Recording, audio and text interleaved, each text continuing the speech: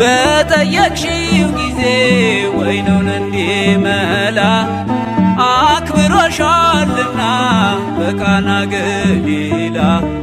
የሰላም እናት ሆይ ሰላም ልበልሽ፣ ዘመኔ ይፈጸም ሳመሰግንሽ።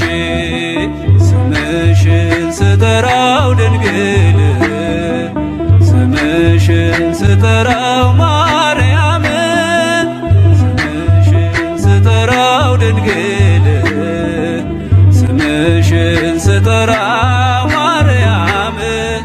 ለአንደበቴ ማር ነው ለልቤ ሰላም፣